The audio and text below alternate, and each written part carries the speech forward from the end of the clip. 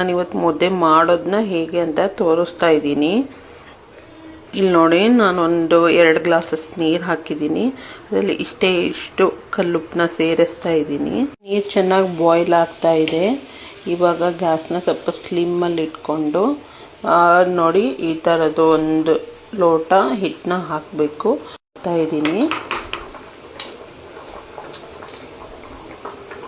Okay, ಇಷ್ಟು ಹಾಕಿದ್ಮೇಲೆ ಇದನ್ನು ಅಳ್ಳಾಡಿಸ್ಬಾರ್ದು.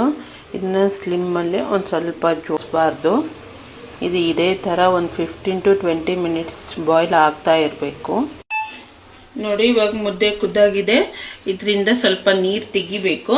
ಸೊ ಇದನ್ನು ನೀರು ಈ ಥರ ಇಷ್ಟು ನೀರನ್ನ ತೆಗೆದುಬಿಟ್ಟಿದ್ದೀನಿ ನೋಡಿ. ಆಮೇಲೆ ನೋಡಿ, ನನ್ನ ಹತ್ರ ಮುದ್ದೆ ಕೋಲಿಲ್ಲ, ಚಪಾತಿ ಮಾಡೋ ಇದರಿಂದಾನೇ ಮಾಡ್ತಾ ಇದ್ದೀನಿ. ಇವಾಗ ಈ ಥರ ಹಿಡ್ಕೊಂಡ್ಬಿಟ್ಟು ಚೆನ್ನಾಗಿ ತಿರುಗಿಸ್ಬೇಕು. ನೋಡಿ, ನಾನು ಸ್ವಲ್ಪ ತುಪ್ಪ ತಗೊಂಡಿದ್ದೀನಿ.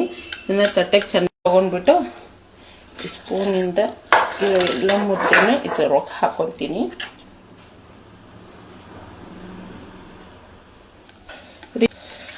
ಏನಾದ್ರು ಗಂಟಿದ್ರೆ ಕೈಗೆ ಅಂಟ್ಕೊಳ್ಳುತ್ತೆ. ಅದನ್ನ ನೋಡಿ, ನಾನು ಮುದ್ದೆ ಜೊತೆ ನುಗ್ಗೆಕಾಯಿ ಸಾಂಬಾರು ನೆಂಚ್ಕೊಳ್ಳೋಕ್ಕೆ ಸಂಡಿಗೆ ಮಾಡಿದ್ದೀನಿ.